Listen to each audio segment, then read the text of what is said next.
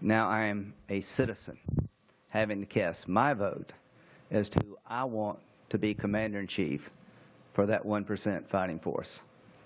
I have concluded without any hesitation, without any doubt, that Jeb Bush is ready on day one to be a Commander-in-Chief worthy of the sacrifices of the 1% who have been fighting this war. Last night, he said, "I will have their backs." I believe he will. Last night, he explained in the best possible terms why we need partners to win a war that we can't afford to lose.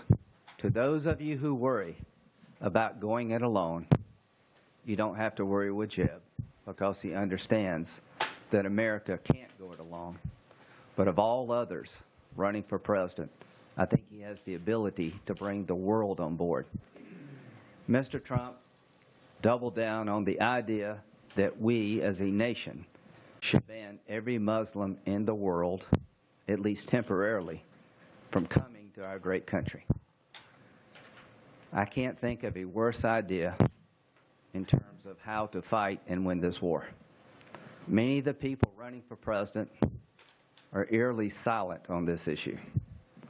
Last night, I heard from Jeb Bush the right answer, that we need to vet and make sure that those who come from war-torn regions are properly vetted so they don't infiltrate our country to do harm. But we cannot and should not declare war on a religion, because when you do, you make it almost impossible to form the partnerships that are so desperately needed to protect our country. What Jeb Bush understands, I think, better than anyone else, is that this is a religious war, and the only way to win this war is to partner with people in the faith to destroy a common enemy. Last night, he did not talk the most, but he made the most sense. Last night, he demonstrated somebody who, in my view, is ready on day one to be Commander-in-Chief, and a temperament that the next Commander-in-Chief needs to possess. Someone who's thoughtful, quietly resolved to protect America's interest, and capable of reaching out to the world at large to reset a world that is very much in danger. It is not enough to criticize Barack Obama. You have to have an alternative to leading from behind, and Jeb Bush has that alternative. His plan to defeat ISIL is the most comprehensive and well thought out of anyone on both sides of the aisle.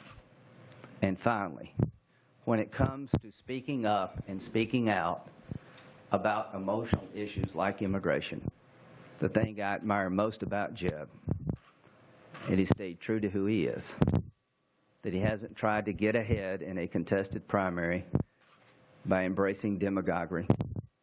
He's not running to be Commander-in-Chief by running people down. He's trying to create the ability to grow our party that desperately needs to grow.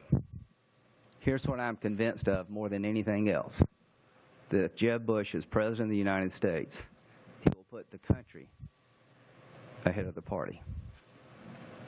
That he was the governor of a very diverse state that brought people together. America is a very diverse country, desperately in need of leadership to bring us together. As to South Carolina, we have a reputation of picking the most conservative person who can win.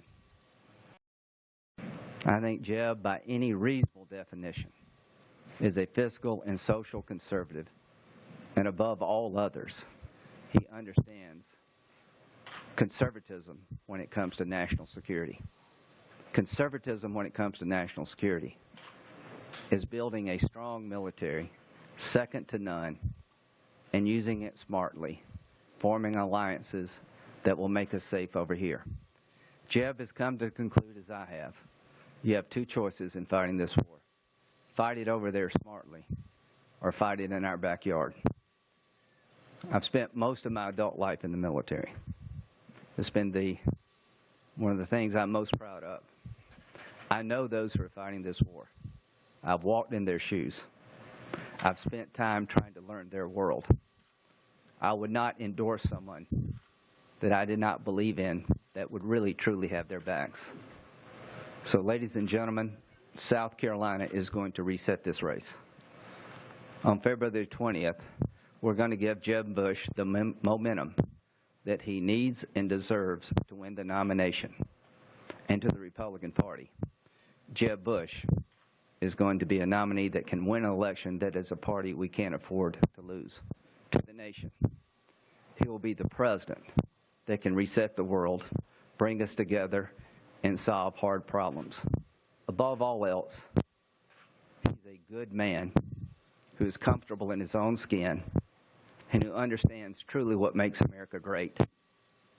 It is our diversity. Not who we hate, but what we love. The next President of the United States, Jeb Bush.